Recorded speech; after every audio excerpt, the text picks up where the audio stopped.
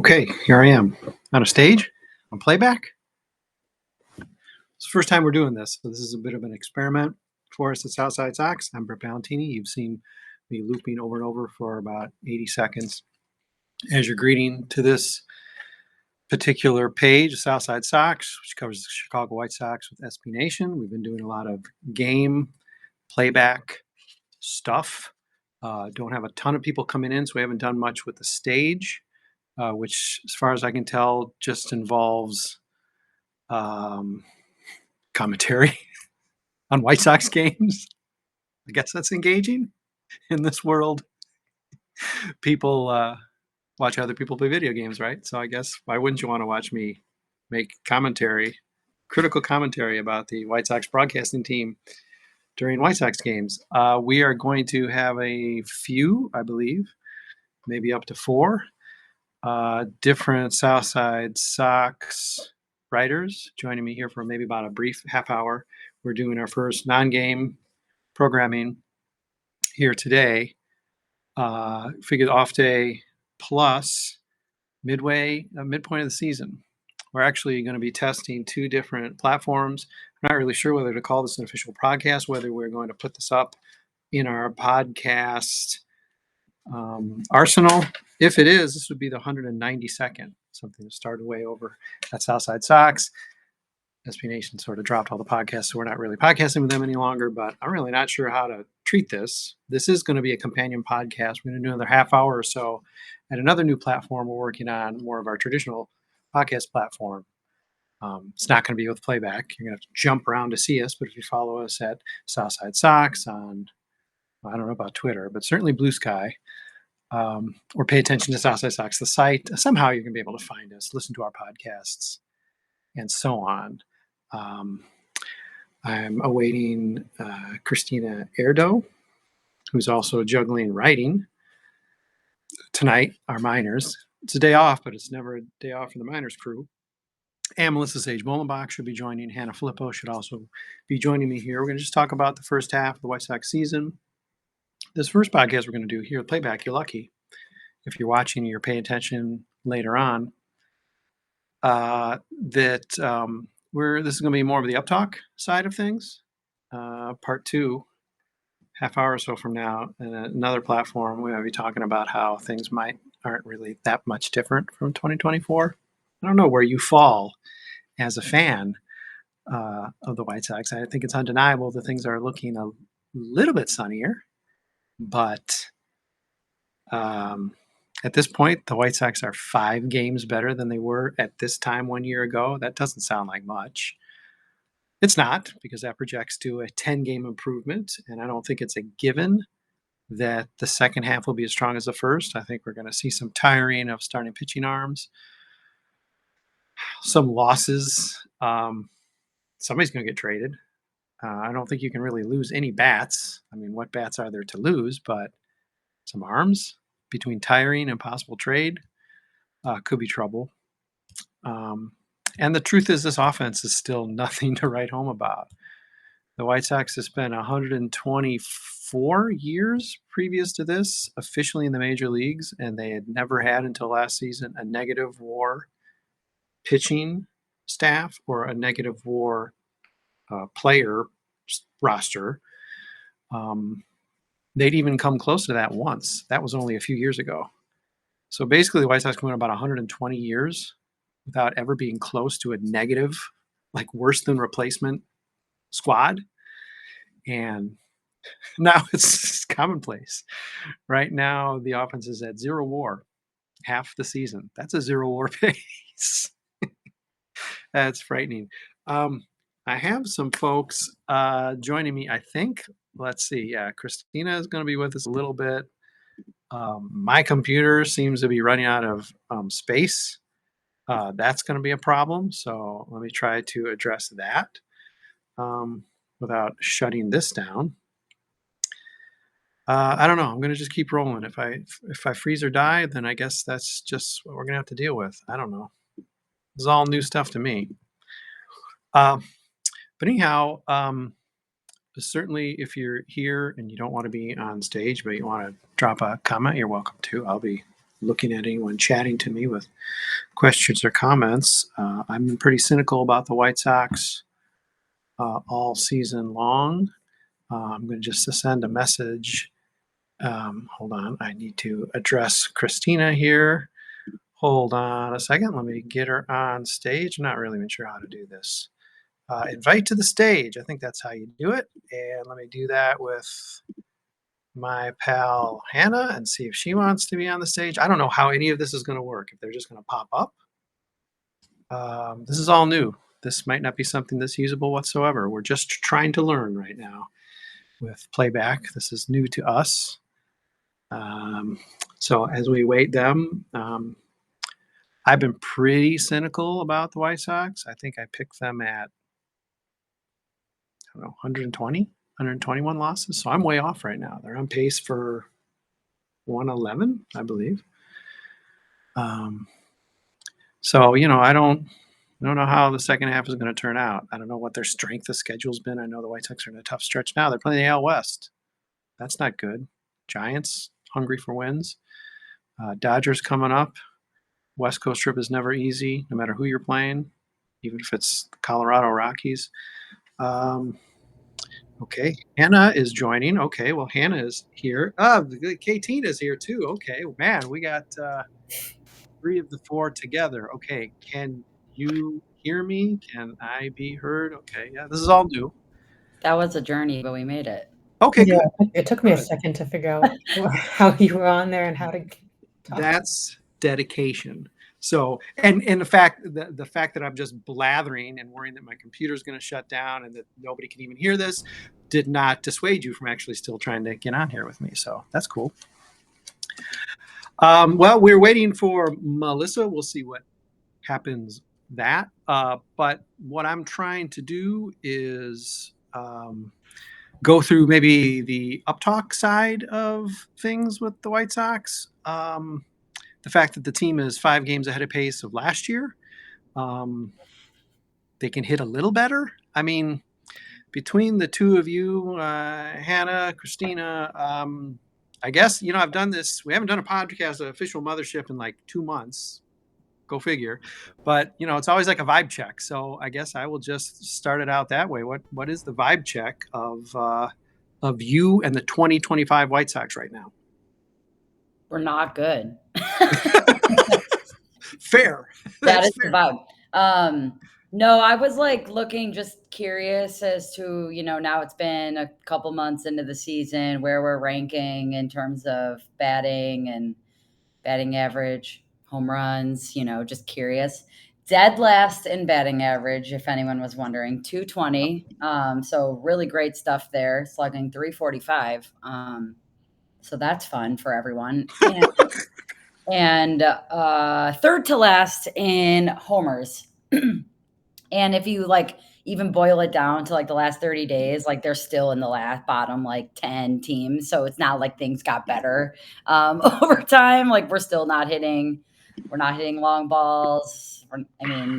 We can sort of stay in the game, and then you just know something's going to happen, or someone's going to blow the run, or blow lead, and then just it's like clockwork kind of, and I'm really used to watching it, so it doesn't even make me mad anymore. I'm just like, oh yeah, this is happening again. Jordan Leisure is going to come in, and I'm expecting a home run. That's my vibe. So it's you just kind of have to lean into the fun bad. I know everyone has been liking to talk about the fun bad. I know Dante likes to talk about it, and we are fun bad, and we're approaching the level. I should say, at least I don't know if I should say we are. My vibe is we're bad and we just have to embrace it, because what else are we going to do at this point? And if I have to write about them 1 to however many days a week, that's the vibe. So dead last batting average. Yay. Yeah. The fun does speak to something different about this team, in that there's at least some intrigue, some potential. I mean, we're really pushing it. The bar is very low to say, oh, wow. But fun bad.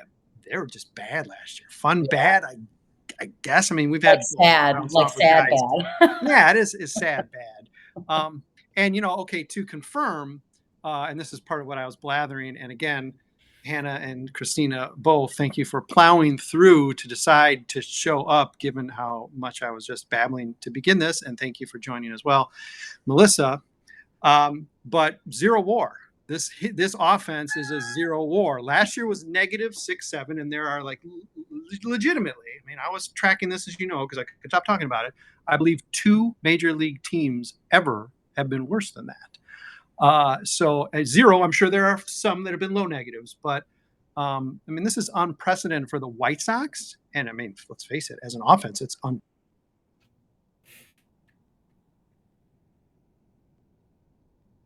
Oh no, did we lose him? Or is it just me? I see the Wi-Fi icon.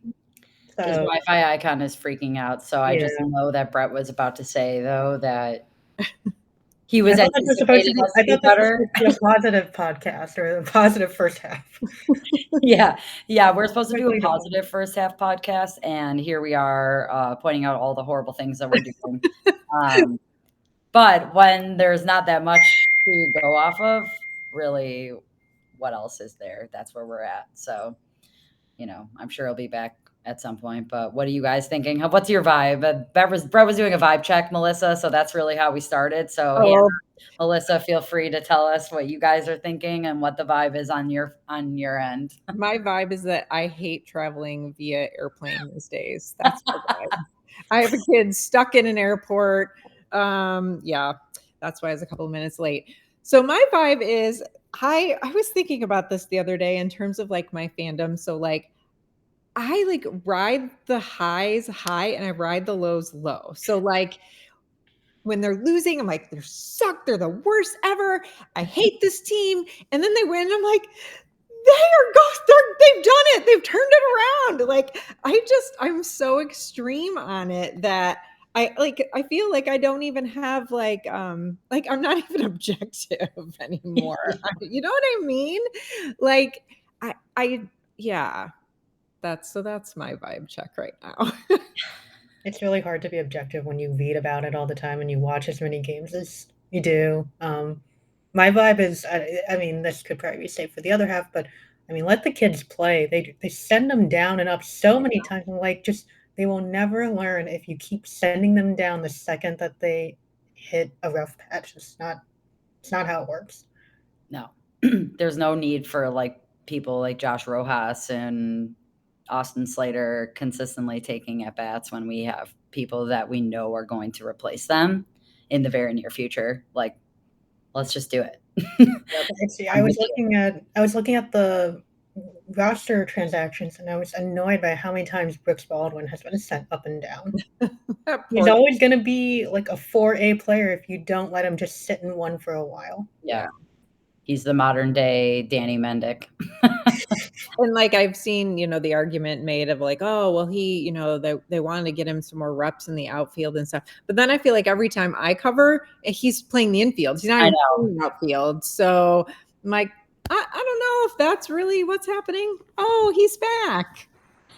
I don't know what's going on, but this is appropriate for a test pressing podcast. So yeah, you did great. Well, in lieu of me, and don't let me interrupt anything. I'm just watching now. So okay, let me go back to spectating. Continue. Stress airport, Melissa. We're just doing we're completing the vibe check. Yeah, right. And you missed all the most important information when I decided to really talk to myself more than usual there. Sorry about that. Do you want to finish your thought? Oh, I don't know what the thought was. The thought was this is a zero WAR team, and the White Sox zero WAR team. And we start. I heard you say, Kristina, that it's like that we're talking down a team that's supposed to be positive vibe check. So yeah, let's adjust that right now. I heard the Brooks Baldwin getting yanked around and all this. I mean, seriously, this is a team that's 5 games better. We're gonna push more of the negative skew if it's possible. It might not be possible. More of the negative skew to the second podcast because again we're just making things up here tonight, all of us together. But 5 games better. Definitely some breakout players. Well, more so than the 0 of last year, especially if you throw out Garrett Crochet being a guy who was immediately on the trading block. The minute he got good on the trading block, and he hurt Chris Guess's feelings, so he was really on the trading block. Compared to this time of year ago, heading into the All-Star break, I mean, there's things that are at least a little more light at the end of the tunnel type of stuff. So the challenge is to the three of you, give me something or some things you're feeling good about before we have to leave and then get really negative. That's going to be the 4-hour podcast. So strap in, Melissa. So their ability to battle and like keep a lot of games close. Like I feel that they've done a really good job at that. It's super frustrating when they lose them, but at least they're in it more like than I feel that they were last year. I don't know that for sure, but I had no time to do any research like I usually do. I have no notes. Oh my God, no notes. You are practically naked, Melissa. My God. No, it's very vulnerable feeling. That at least in terms of digesting the baseball, you're like, okay, like they put up a good fight there and they like played some decent, defense and they made some key hits late in the game kind of thing. Yeah. Yeah, that is like one of those frustrations that I have is from like them not winning those games because I think that they could have easily like 15 more wins on their book, like at least. But yeah, I would agree with you. I think they're really good at like staying in the game until obviously like something happens or like a bad inning, whatever it may be. But like I feel pretty good about the last like month or so. Some of these guys have been hitting a lot better and seeing the ball better. And just like, I think in the long run, those are the positives that they're going to need to continue to build on. I mean, Lenyn Sosa has been batting really well, honestly, kind of quietly batting really well. Like because they're bad, no one really pays attention or cares. But like he had a great game yesterday and he's been 300 the last month. I mean, like we'll take that if you're going to keep putting that up. And, there's quite a few guys that are batting at least above 250, over the last month, which is like really sad that the bar is that low. But I mean, especially when you see some of the guys up there, that's like Kyle Teal and Edgar Caro. Like I feel also that's a positive for me. Like we have two catchers that have a lot of offensive potential and at least defensively are doing a pretty good job. And I love when Edgar throws behind the base runner and it works often enough. Christine, if this was the negative podcast, we'd have to point out that the trouble with Lenyn is there's literally nowhere to play him. There's nowhere to play him. But we're not on that right now. He's just hitting well. It's true. I'd make a joke about him making errors as his designated hitter, but yeah, that's not fair. So I'm in the penalty box and we're going to kick it to Hannah to talk some more up-talk stuff because I just can't stop being negative. So Hannah, what you got in terms of sunshine? This is more of like a future outcast than a current state, but I see, unlike last year, after the trade deadline, I see an actual like still semblance of a team. Unlike last year, like especially because most of the guys, maybe say even if Robert and Benny get dealt, which I don't think they will, but say they both get traded at the deadline, we still know what this team is how this team is going to play. Even if that, without Robert out of the picture, the hitting and the batting might look even more consistent, oddly, with how poorly he's been hitting. But that's for the other podcast. But yeah, I do see an actual still shell of a team heading into the last half of the season where I can kind of see the second half going on the hitting side somewhat as well as it has been. That's actually, Hannah, that's a positive. You cannot hurt this offense. There's nothing you could take away from this offense that's going to hurt this offense. I mean, okay, I suppose that's even a little bit of a stretch, but not much. So, yeah, if we get lucky and lose a guy and Jerry doesn't have to pay the huge Ballantini salary or the huge few million that Robert still owed for the rest of his White Sox career, because I'm guessing it's not going to extend into 2026. Then, wow, just a plus. Yeah, the offense isn't going to necessarily take a hit. As long as I'm still transmitting from the kerosene Wi-Fi that I have here, and if this happens to turn into a podcast, we don't even know what this is. When I was babbling before, when everybody else was trying to get in and knocking on the door, and I was just ignoring because I obviously can't juggle anything at all, was pointing out this could be podcast 192. I'm not really sure, but it might be. And if so, we would need to take a break. So we're going to take a break here, and we're going to launch into the second part of this positive podcast. Again, the other one probably going to go a lot longer. So we're going to talk a lot about it a lot more. No, I promise it would just be like a half-hour piece. So I promise my 3 guests it won't be that arduous, although we might just want to talk about the negative stuff. But let's take a break, and then I have a question for my 3 guests. Again, skewed sort of positive. Although there might not be an answer, it can't be a negative answer. It can only be a positive answer. So we're going to take a break, blink, and be back. Otherwise, if there's no break and this isn't a podcast, this is going to seem sillier than usual. So here, everybody freeze. Okay, we're done freezing, and we're back for this thing that might be a podcast. It's Playback. Hi, we're South Side Sox. We're here live for 15, 20 more minutes, maybe. And then we're going to go on to another podcast. You can't follow us, but you can hear it. You can hear it in succession. What I want to know, again, skewing positive with the White Sox, just 5 games better than a year ago, which, if I need to remind you, the worst team or the most losses in modern baseball history, the most losses since 1899, years that you didn't even know they played professional baseball. So just 5 games better than that. That still translates to a 10-game improvement if they can keep the pace in the second half. So there's positive stuff to talk about. We touched on a little bit of hope in between my negativity, my play cards holding up, all the cue cards for everyone to go negative. You've held me off. So what I want to know is trade deadline coming up. Not necessarily any big name out there, like a Garrett Crochet, let's say, from a year ago. And it probably isn't going to be a mass exodus from the team, but clearly Getz has got to make a trade, right? He doesn't get his free parking spot unless he makes a trade like monthly. He can't just keep picking retreads up. Well, he can do that, but he's also going to need to make a trade, let's say. So which White Sox player, it doesn't even have to be one that realistically is going to be traded, but conceivably anybody can be traded, right, will fetch the best return for the White Sox? And I know this is tough because the answer is sort of like none, but I think there's at least a couple guys that the White Sox are going to get an adequate return for, or that will be desirable from other teams. I'm curious if the 3 of you have a couple of the names that I have in mind, but anyone who wants to hit the buzzer first can give me the positive skew on a great return or a return at the trade deadline. So Mike Talkman, I think he's gonna, I mean, the guy's just an on-base machine. He seems to be the kind of guy who goes to the field, does his job, is a good teammate.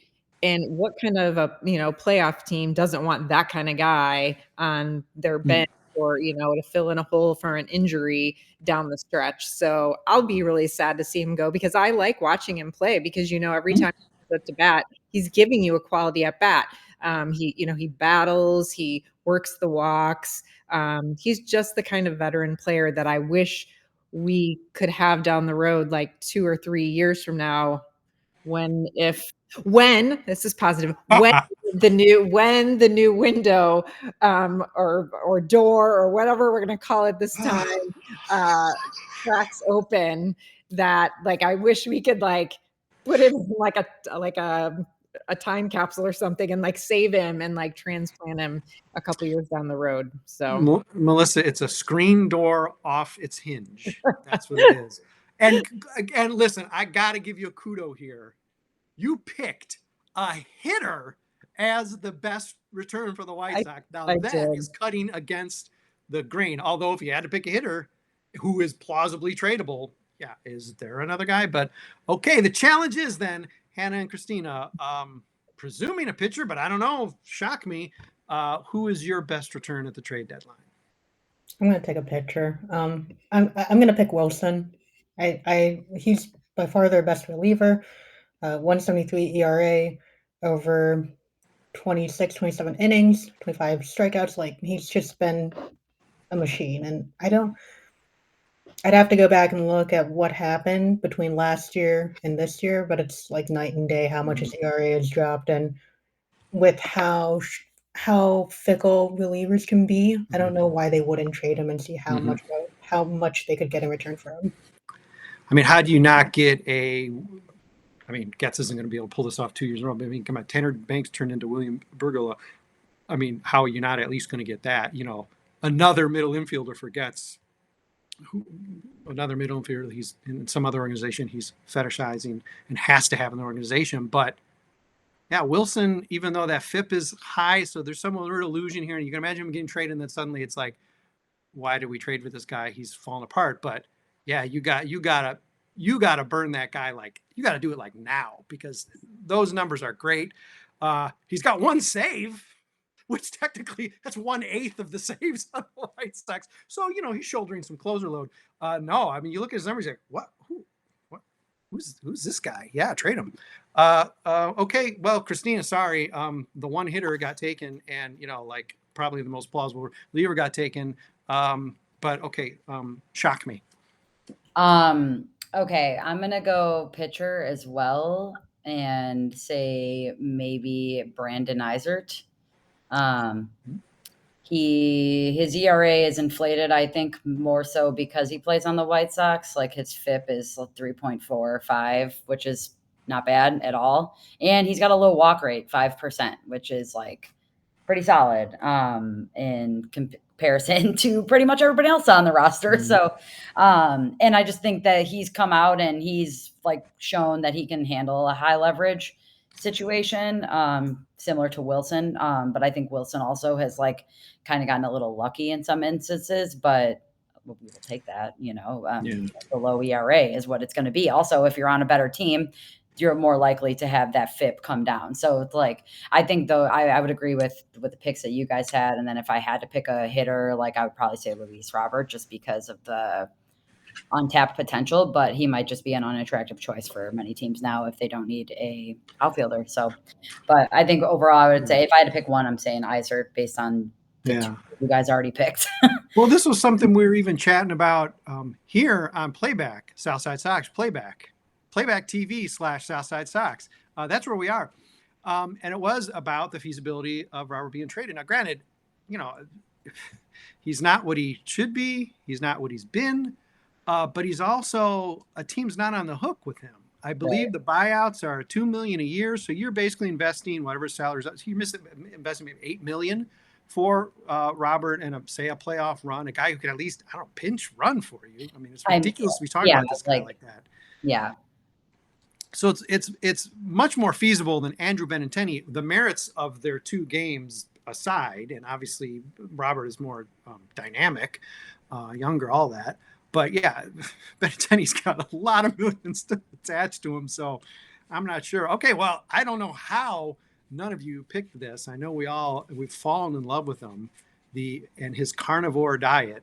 I love that being pointed out on the broadcast. That's sort of funny. First of all, that's the default diet for the planet. But yeah, anyway, his career turned around when he started only eating meat. It's Adrian Hauser. He's a free agent.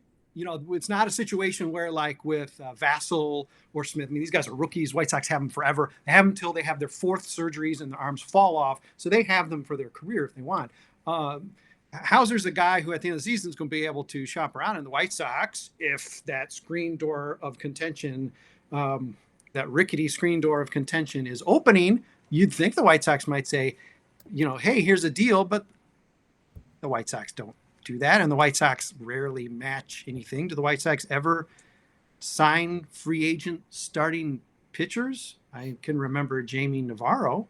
I don't know that they've signed that many free agent pitchers, and it doesn't go well when they do.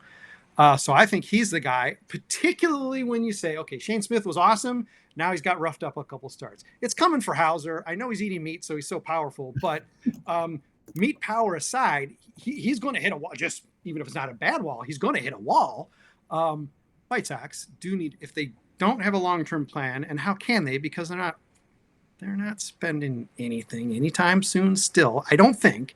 Then he's the guy you got to trade. And you figure I'd say you have an Eric Fetty deal out there for Hauser at this point, except, I don't know, that wasn't such a good deal, but I guess we all love Miguel Vargas now. So I guess that was a good deal. So there's at least an Eric Fetty deal out there for Hauser based on 6 starts or so this year. So pull the trigger. Do people have horrifying reactions to trading Adrian? I know the White Sox have to run pitchers out in the second half, and we want to avoid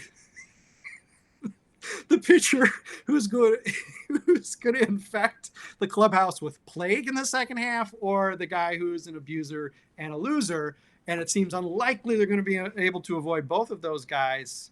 So I'd like to find the path where they can avoid that, but I think you also got to trade guys who are tradable too. Thoughts on Hauser being traded, given that he is a clear prize? Yeah, honestly, I was going to say Hauser, and I think I confused myself with the Rule 5 because he was a free agent instead. But yeah, I would agree with you. I think he's extremely, like, that would be a Fetty move for sure, but like maybe even better. Like TBD on how much you're really going to get for some guy who's pitched like 7 starts, but he's throwing really great. And my thing though is I was hesitant to say because I do not want the situation where freaking asshole comes up from Charlotte for the millionth time just to eat innings because that's where we're at in this point in time. Like, oh my God, I just don't want that to happen. So like at this point, I'm hoping that whatever anyone's trying to give us for Hauser is not good enough for Getz and he stays and we can avoid that. Positive, Kristina, positive. No. No, but Getz will take anything. It's okay. I know it ran Brett off the podcast. I don't know. What do you guys think? I really like Hauser, and that's why it's like I don't really want him to go. But what's he doing here in the long run? He's not probably. So, yeah, staying positive, right? Yeah. Okay, I'm back until I'm gone. We have about 5 minutes left in our projected half hour, so let's use a little bonus time. While the kerosene is still in the Wi-Fi for me. And tell me 5 games better, and there's a bunch of up talking, and we've been told the defense is better, and I don't know, the weather's getting warmer, and I don't know, somehow the White Sox are getting home runs now, right? But imagining maybe preseason, because we all made picks on wins for the team and all that. If you could have projected to say end of June, you feeling better than you thought you would, worse, about the same? A curiosity. I imagine there might be a variety of answers, and I'll hold mine as the kerosene runs out. But yeah, vibe check for where you thought you'd be right here going into the All-Star break. I guess I'm already unmuted. I didn't realize, but I feel I guess I'm expected to be about the same as last year. So 5 games up.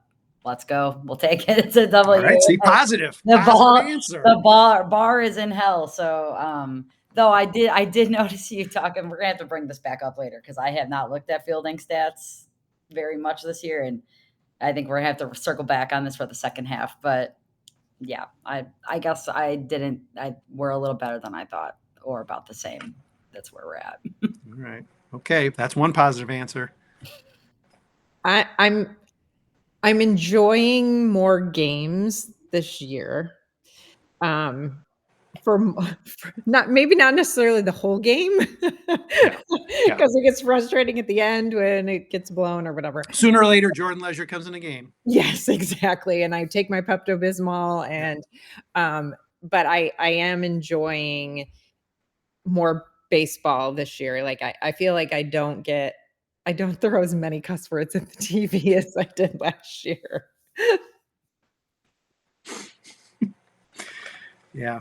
Small wins.